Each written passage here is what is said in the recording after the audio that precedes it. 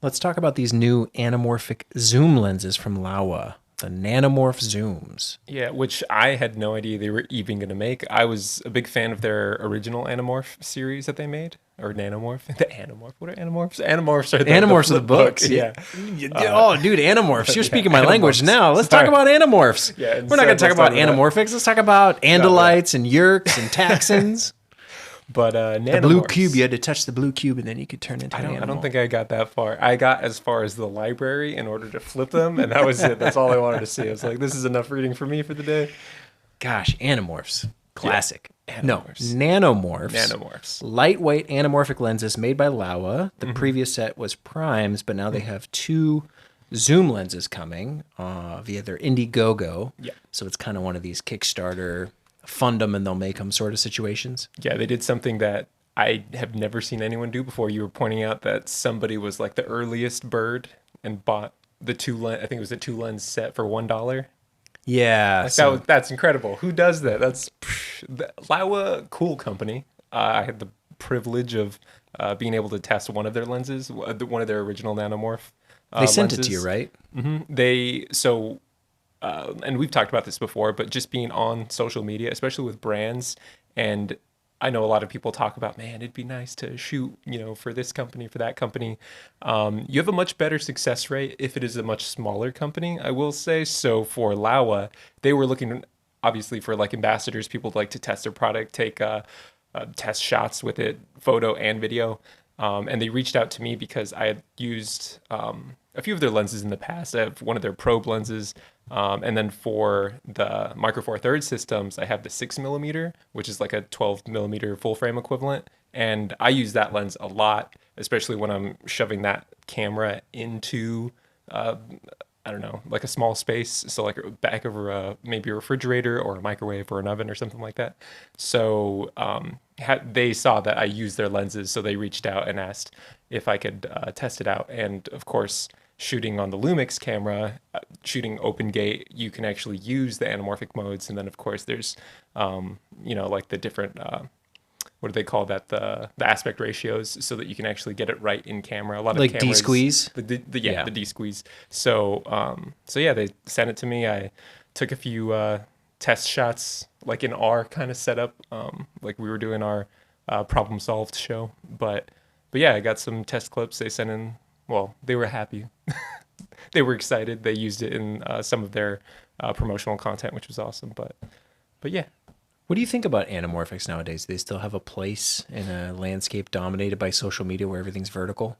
If you have a passion for creating content like on that level, like cinema, I think that's probably only who it's made for, really, because I don't think it matters to anybody else.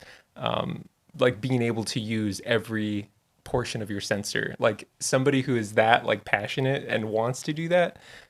I think that's really who this lens might be made for. For me personally, it's always been, especially like going on other sets where they are using anamorphic lenses, because I don't own any anamorphic lenses personally. But if somebody were to use anamorphic lenses, I've primarily only seen the 2x anamorphics. So these lenses that we're talking about are the 1.5x. So it gives you the anamorphic, I don't know, it allows you to use, your full sensor, but at the same time, it doesn't give you that look of, what you typically see in like the Hollywood films. It's not as strong of an effect. Not as strong. So when you're talking about the flares on the 1.5 look a little obvious, it's a little like it hits you over the head, as opposed to maybe a 2x anamorphic, you kind of get more like nuanced flares, especially when they're like entering the glass. I don't know if it's that thing where like you really have to do a test and see what works for you, what style you like. Even the lens flares themselves have different colors, because the glass, they make like a blue flare lens, they make a red flare lens, and a silver flare lens. I personally think that you should get the silver, like no matter what. But if you are for certain that you want like a certain look and you want it, maybe it's a digital thing, or like a I don't know, Blade Runner-esque type film and you want blue flares, sure, go that way. But I think So silver big is nice. commitment. Yeah, silver is nice, so because it kind of mimics whatever you are shooting. Yeah. So I'm not sure why they have the other flares unless you specifically want that color. Yeah. These lenses, the new ones, the zooms, are about 3,000 a piece. The primes, I was looking, are about 1,000 a piece. And these are only Super 35 Yes. lenses, the Nanomorphs are. There's another company, I want to say a few of them now, that make full frame anamorphics. Laowa also makes 2X. Do they have, okay. Well, 2X, full frame 2X? are you sure? I couldn't find any on their site. I only Pretty sure. saw. Well, they have two websites. There's like a cinematic website, and then there's their other like photography website, Interesting. like Venus Optics. Because there's a few of these companies now making anamorphic lenses, and I find it so strange because 10 years ago, when I was actually interested in anamorphics, there were none. There was like Yeah. SLR Magic There was a lot was of the adapters as well. yes. There was the front adapters. So I had the LA 7200, the SLR Magic, Anamorphot. There's a few different ways to do it, and that was very popular. A lot of people wanted that ultra wide aspect ratio, but now I just can't imagine there's that many content creators. Sure, yes, your fair share of people who want to make movies. I get it. But it seems like if you're just a YouTuber, TikToker, online content creator, I don't know why you would force yourself to go ultra wide when everything is vertical. No, unless Most things are vertical. unless you had a certain format of like positioning frames, like you're making a collage, of a vertical collage, which I actually do a lot. I will take, I don't know, my normal video footage of 16:9 and give it a severe crop and then put many of them in one post. So I'll have like maybe 5 frames very cropped. So it looks like an anamorphic type look, but it's just cropped 16:9. Did you feel like with the Nanomorph when you were using it, that prime lens maybe a year or two ago, Yeah, it was back in 2022. do you feel like it was worth it having custom glass for that particular look? It definitely gives you that look and feel that's different. You can't really, like, it's one of those intangible things. But when you look at it, it's definitely different. You don't get the thing. Well, there's a lot of trade-offs, right? It's like the look, obviously, of like the flares, like the bokeh in the background and everything. Like there is that look, but the trade-off usually is, especially for anamorphic glass, you lose all of your minimum focus. So that's a huge trade-off, especially for me, the way I like to shoot. I like to be able to do like a close-up with a wide-angle lens or something like that. So that type of filmmaking kind of goes out the window unless you get like diopters and stuff like that, which makes it more complicated of a shoot. So if you're interested in making your shoot more complicated, for sure you can go that route. But They will slow like I you said, down. Anamorphics will slow you down. which could be a good thing. could be. And another thing you have to you really have to make sure like your scene, like your mise en scène is like exactly what you want to, because you are looking at a much wider frame. I think one of the best films, if you really want to look at like blocking, for instance, is Days of Thunder. Have you ever watched Days of Thunder? I haven't. Days of Thunder, like such a classic film. It's like I think it's like late 80s type film. It's about like race cars. It has John C. Reilly in it. I think Tom Cruise. But if you look at that, it's like a 2X, anamorphic, super wide screen. But the way they like lay out everything visually on frame, it looks very like evenly kind of spaced, like very intentional. So that's the one thing I would say. If you are shooting anamorphic, you have to be very intentional, because framing up like a wide shot is very difficult because you have so much to manage in the frame. But like, let's say a medium shot, even for an interview, you have to really like set your scene, because especially with anamorphics too, usually you're going to have more in focus because they're not the shallowest depth of field of lenses. Yeah, so you just have to, a lot you have to keep in mind when you shoot those lenses. Yeah, and every anamorphic that I can think of is manual focus, so none of them are autofocus. You're having no tracking. There's, what is it, LiDAR, stuff like that. You can get devices that would help you. Like DJI has theirs now, which is almost, well, I wouldn't say it's like too good or anything, but it's really good. It works, yes, but it's more components, it's more stuff you have to buy. Sure. There's no... But you get leeway, because like I said, it's not as shallow as like a spherical lens. True. You're not shooting at a 1.2, right? So it's manageable. Yeah. I just have never found in all my anamorphic testing over all the years, the inefficiencies were never worth the final result when at the end of the day, most people watching just see the black bars and they go, oh, it's cinematic. Cool. Yeah. And you can do that with a crop and you have all the do that with benefits a of crop. your native lenses and all the stuff It gets that me every time. If I see a cropped Yeah. image, I'm like, ooh, well, that looks good. And then you find out, and then the crop goes away, and you're like, 16 by 9. Right. It does so much, and that's ultimately why I kind of skewed away from the anamorphic stuff. Not to mention vertical video and all the implications that provides, because I couldn't even imagine shooting anamorphic and then trying to crop vertical from that. I'm sure people do it. People do it. I have seen it done. But no, and so that's why it's funny is I wanted these cameras to shoot open gate for anamorphic. This is 10 years ago. Right. I want open gate so I can shoot anamorphic. I can use a 2x because the beauty of that LA7200, the Panasonic adapter, was that it was a 1.33. So you could shoot 16 by 9 and get your 2.35 to 1. It was just like a little bit of a squeeze, but there was no effect. There was no, you're losing resolution, you're losing 1.33, sharpness. I don't really understand why that's It was made originally to take 4:3 standard def and make it 16 by 9. Oh, okay. That makes sense. So if you take 16 by 9 and you Right. stretch it, you get that more cinemascope look. But you don't have a strong aesthetic to it, and all you have is problems. And same thing with some of the other adapters. You're losing resolution, you're losing detail.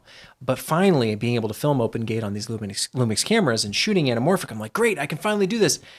And what's ironic is that we ended up Everything's using vertical. We end up using that anamorphic mode for vertical video, Yes, which because is so you crop funny to me. after the fact. Yeah. Which, I mean, that's the best part about doing that is when you crop vertically, nobody is the wiser. Everyone thinks like, oh yeah, you shot that intentionally vertically. Yeah. And they have no idea. And then when you watch the horizontal version, you're like, oh yeah, they shot that intentionally horizontal. Like you can't tell, which is great. You're talking about doing the open gate. Open gate and then cropping Yeah. after. Yeah. Which, like I Multi-format said, production I is- get confused all the time when I see something that's just a 16 by 9 and has a letterbox. Like I get confused all the time. I'm like, oh yeah, and then just I don't know. No, Always not surprises me. So I think it's cool that these options are available at affordable price points. $3,000 for a lens is pretty standard. I'd say that's like a good lens. Sure, and of course it's different. Like I don't know, it's what are the ranges? 50 to 100. Ooh, I'd have to check. I don't remember the focal But lengths. Off the top of my essentially, head. you get more focal lengths, so Yeah. it makes sense. And because it is a zoom, obviously, it's like it should theoretically speed up your workflow. Like so, Yeah. you're not changing lenses all the time. So But I don't see myself investing in. I was looking, seeing what options are out there. There's a few companies making cool anamorphic stuff, Yes, and I yeah. kind of wish, man, where was this 10 years ago when I was into this stuff? And now Well, I'm just not as enthusiastic about no, it. I feel like especially the way we shoot our content, using glass that's not stabilized, because we shoot handheld mostly. Like I do not want to shoot with a gimbal. Yeah. It gets in my way personally, but. And of course, it's like every shot isn't a gimbal shot. A lot of people just let their camera live on the gimbal. That's cool. It's not the way, not the way I roll. But I feel like you would have to do that if you were using something like a lens like that, because any little movement is probably not going to look that great. With the Lumix cameras, they have internal stabilization, which is great, but it's not that great. Like you really have to be stable, obviously, but I never want my footage to look like it's shot on a gimbal because that has like a very obvious look to it. So yeah, I don't know. I couldn't necessarily see myself using those lenses anytime soon. If they want to send one to me, that'd be great. I'd test it. Yeah. I would have fun with it, but yeah, it's not something I would implement into my workflow. I'd have to see the reason for it. I'd have to really understand what's the benefits. Is this actually, because the one thing about anamorphics, besides slowing me down and being kind of clunky and all that stuff, I just never was all that satisfied with the detail and the resolution of the footage. It was always not sharp enough. And I had too many compromises where I said, okay, yes, I'm getting these cool flaring aesthetics, some bokehs, a little bit different shape. But the eye that I'm trying to have in focus looks like it's out of focus. It looks like I made a mistake. It just looks just not sharp, which gives it that filmic look, you know. But you want to put what is that, the black satin filter Yeah, on it? yeah. You want to put a mist filter on it? No, man, just leave it up to the lens. It's built in, it's character. Maybe I would have to do more testing because I didn't really play around with the Nanomorph all that much. I liked the size of it. I think it's cool that it's all in one. And if they're able to do a similar thing with these zooms and keep it small and compact, and again, the price is pretty good, I'd say. Oh yeah, it's pretty. It's I just don't know what I'm reasonable price. getting. It's you get the full sensor. You get to use your full sensor That for is- that one wide image. So that's kind of cool because on the GH6 and on the G9, I believe the anamorphic mode is 5.8K, which if I had to do the math times 1.5, you're getting up like 8K. Sort of, quasi. I could do the math real quick. Yeah, but it's But you're like, essentially shooting 6K and stretching to 8K, I think is the math, it's nice. which is kind of cool. No, I like it. Again, when I did the tests back in the day, I really did like the look of the footage because it was different enough. And I think that's all that you kind of want from a lens, right? If you're picking a certain lens, you just want it to have its own character. That's why people say like, oh, it's the Cook look. It's like, yeah, because it is. Like it looks different because it is. Let's see, 5.8 times 1.5. Yeah, 8K, 9K, somewhere around there of horizontal resolution. Your vertical's not changing. Yeah. But you're stretching it out or you're shrinking it down depending on how you look at it. Because that was the either trick back in the day. You could stretch your horizontal or you could shrink your vertical and then you'd get your D-squeeze. But it's a thing you can do. I guess if you maybe you can shoot anamorphic vertical if you wanted. And just have Just get extra wild. ultra tall. For like a skyscraper, if I had to fill a whole side of a building, yeah. I could see myself doing that. Not the best lens for the job. No, I think it's a fun. I don't know. It's not. I don't know. It's for me as a hobbyist in the anamorphic realm. I like playing with that kind of stuff. But again, yeah, it's not something that I would ever use for an actual production. A fun creative tool. I could also see there, I want to say there have been a handful of client situations where it's the impressive thing to be anamorphic. Yeah, They're few and far between. maybe and it's not 1.5x though. the 2X is really what you need. 2x is that's where you get like the real anamorphic look. Maybe they won't be able to tell. I think 1.5 is the best beginning stage because we were talking about the 1.3. I don't think that looks enough anamorphic. But 1.5 and going up from there, obviously, it's great. There's 1.8x, which looks really nice. To me personally, 2x is a little much, you know? And then if you ever see 2x footage cropped to 16:9, that's like the funniest because when you watch like the monitor, like where the safe zone is, it's just like you're losing how much footage. And of Yeah. course, you would never like shift it left or right because it would look so awkward if you framed something that was like off frame and kind of like moved it over. Yeah, you get a lot of So, distortion. Yeah, it is an interesting look. I've done, documentary interviews with the 2X. It looks okay. It's not, again, I think it's more of a like you really have to go for that look. Like you really want to have that look and then you go get that look. It's not something that you use for every project. So maybe just more like a rental situation. I would say for sure. I know people who own lens like 2X lenses and they make it a point to use it for every shoot, but it's not, I don't think it's an every shoot kind of lens. Personally, I don't. But if I invested in a whole kit, maybe I would. Yeah, maybe yeah. I'd be like, this hammer is for all nails. You know? So Well, and that's a different thing when you're talking about a $10,000 or a $50,000 lens compared to a $1,000 or $3,000 lens. Different situation. I like options. I like to Yeah. have options. Granted, I use like a few lenses more than others, but I do like to have the option of like, oh, I know this would be a great shot. Like even tonight, speaking of Laowa, I'm taking their probe lens to a shoot because it's the one lens I need for a very specific shot. It's going to be like a chessboard, and we need a probe lens to go through chess pieces. So I'm like, yeah, sweet. I have the perfect lens for that. Do you have a favorite lens that you prefer or find yourself using all the time? The 10, micro four thirds, the 10 to 25, probably my favorite lens. It's so versatile. It's a very difficult focal length to find in full frame, which is why I think it's so unique. So like full frame equivalent, like to 20 to 50 millimeter. It's probably my favorite lens, just because I like to do close up wide angle, and at the 10 millimeter, you can really get close focus. It's almost like a macro lens, which is wild. Probably full frame. I love the 85 look, but like I can't go wrong with the 7200. I don't know. I've always liked the look of a 7200 on full frame. Portraits mainly. Just not 24 to 70. I hate 24/7. I every now and then I will have to use it. Like event coverage, it is the go-to for event coverage, because it's the widest wide shot. Like a 24 millimeter is like the widest wide before it gets like distorted wide, like fisheye wide. And I think a 24 to 105 is probably better, especially because like a 70 millimeter isn't a good portrait focal length. I don't think it's not a meaningful portrait length. Okay. If you go past 85, then you're in that realm of like, okay, this was intentional. It's not like, wait, did you just like crop in a little bit on your photo? So I think like a 24 to 105 is a better option for me As a universal kit lens. Actually, no, the Tamron, they have a 35 to 150 2.8. That's the ideal lens. You can't really get a close focus, but I would think that's my like favorite focal range. But if I had to stick to one, it would be like an 85 or a 35. Okay. The 35, like a 1.4 35, like that's, to me, it's like a really cool look. Yeah, I always think about lenses in combinations. That's what I like best about that 10 to 25, the 25 to 50, and the 50 to 200.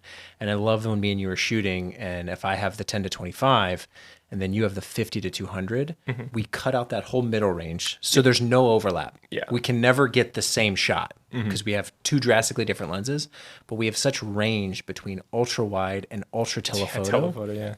And those lenses are so tiny, they can fit in any kit. And with those two, I feel like you can do so much. Granted, you need room for the 50 to 200. Yes. So that 25 to 50 works well indoors and in smaller environments. It works good for like detail B-roll. Like if I know I'm going to only shoot detail B-roll, I'll probably stick to that 25 to 50. But if I know I'm going to be, like doing like a scene with somebody, the 10 to 25 is perfect, because it gives you that wide, like ultra wide look of like, okay, it establishes you in whatever realm you are. And then going with the 50, you can get pretty close with the 50 and it looks really nice, or the 50 millimeter equivalent. You mean the 25, like 25. Yeah. So hard to talk about lenses because you never know what what language are we speaking. Yeah. And then, speaking in equivalents. I try and talk about them as they're labeled. That's what I try and talk about. Yeah. And that's how you should talk about them. But everyone's always in full You start mentality. talking about 10 millimeter lens, and they're like, "Whoa, that's like you're insane." like fisheye. Again, speaking of Laowa, great company. They came out with a full frame 10 millimeter 2.8 manual and autofocus. So the autofocus aspect is like that's incredible. I've been seeing a lot of people shoot like just with Sony, like E-mount, and just like doing vlogs with the 10 millimeter, just like sticking their camera out, and the autofocus is perfect. It looks great. And that's my style. I like that ultra wide, and it's what do they say, rectilinear lens, so everything's like it's not distorted, which is, I don't know. I mean, obviously it is distorted. You'll but have, the lines are I don't know what you call it. Right, the lines are. You're not getting any bulging. Yeah. But anything beyond a 10 on micro four thirds or 20 millimeter full frame, anything wider than that, like the 16 to 35 was super popular for a while. That was, and probably still is. I just don't use that lens. The 16 to 35, 16 always struck me as like, whoa, that's too wide. Stuff would be like stretched. And even if I imagine vlogging on a full frame 10 millimeter, I imagine my arm would just look like which is why, well, I mean, at least the people I've seen, or something. They're not holding it that far because they don't have to. They're holding it like literally right here, and it looks like, oh yeah, it's a medium. Yeah, but the shot. moment your chin gets put out, it's like you just have so much of that distortion. What do you call that? But I like that. I like that. That like almost like forced perspective, maybe, it's just like a ultra distorted. It's I guess lens compression, but the opposite. It's decompressed. Yes, it's like the lens is like some kind of black hole, and you're like get sucked into it. Yeah. No, there's a sweet spot on the wide end, and I think a sweet spot on the long end that end up working for for most things, I would say, and end up becoming really good combinations. I don't know what the full frame combo would be. Well, Which is why I haven't gone full frame. it's I don't know what interesting. lenses I'd use.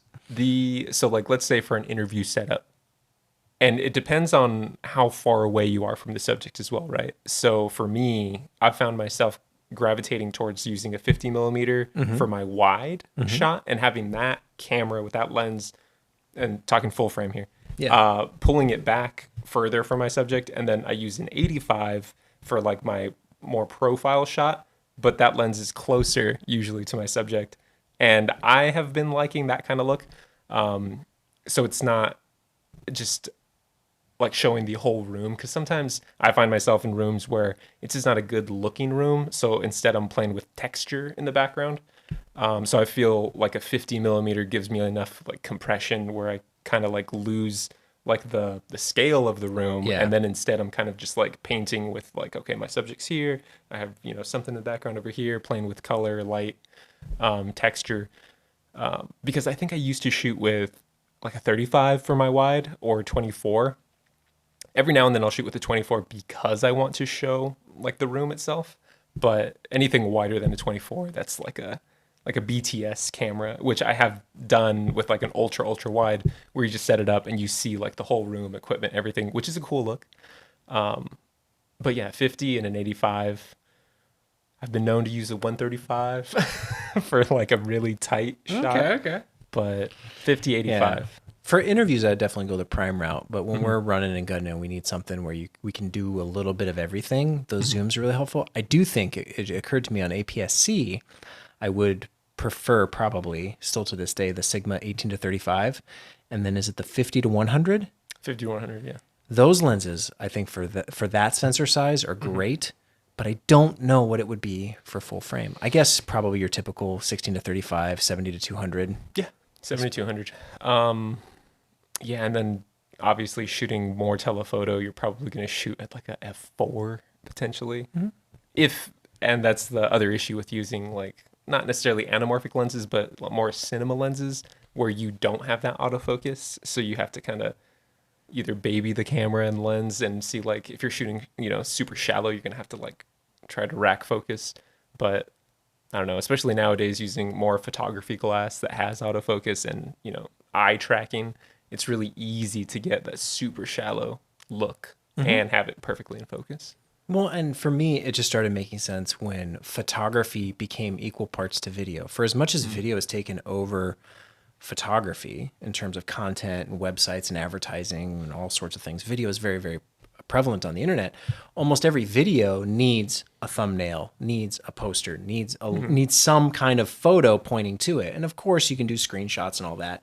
But the moment we were filming all this content, all these videos, and being like, well, we need photos to go along with these as well, like it makes sense for it to all be in one camera. And you could manual focus for photography, but I don't know anyone that's been doing that for the last 20 years. I do it for fun, like as like a side hobby, because there is something about like the manual aspect of photography. I know you've been shooting film recently. I'm not going to go that far, but I will use a manual focus lens. And the cool thing about manual focus lenses is that they can be super inexpensive. So there's other companies like a 7 Artisans. They make really inexpensive lens that are built really well, and they have like a unique look.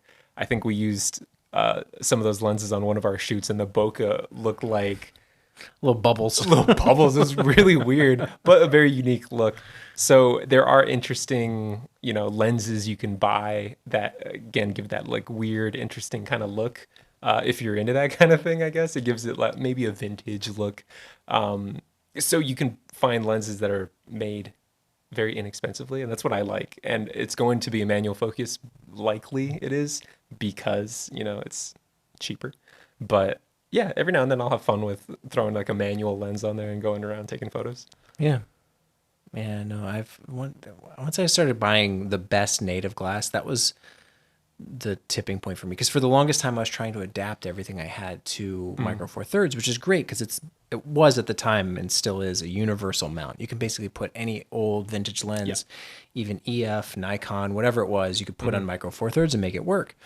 because it was mirrorless, and that was a unique selling point at the time. And so that's kind of how I approached everything, where it was like, what was the cheapest good lens that I could get? How do I adapt it and use it that way? And then it reached a point where I was like, I have too many pieces, and I'm not relying on any one thing. And the moment I saw that 10 to 25, I was like, that is the lens I need. Yeah. I ditched the speed boosters and the adapting and all that, and I'm going to have a native lens that does everything I need. It's fast enough. It's the perfect focal range. It's got autofocus. I mean, it doesn't have stabilization, but I don't really need it on the wide end. And that has been living on my camera basically for the last 3 years, more or less. I do take it out from time to time, but The only issue with photo lenses that I've found, and the lens that you're just talking about, is they're not as consistent as cinema lenses, right? Cinema lenses are built where like the T was it light transmission? Like that's literally what it stands for. So those stops and those lenses are made to a different level of quality, and you know that it's going to be that level of brightness no matter what, right?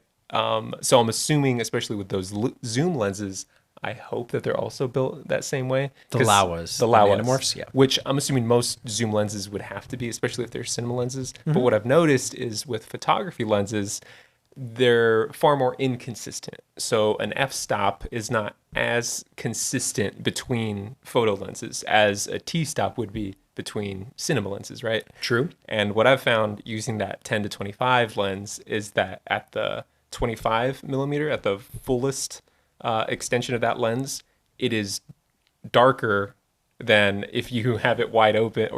If you have it at 10 millimeters, it is a little bit brighter. You said it was like a third of a stop? Yeah, basically. But it's still the same f-stop. It's a 1.7, but for some reason, it's just like a little bit brighter. So that's one of the things that you kind of have to deal with in post usually, or you can do it in camera. There was one shoot I did where I was manually doing it every time. And like, so when I went to 50, or I think it was when I went down to 10, I would basically make my image darker a little bit.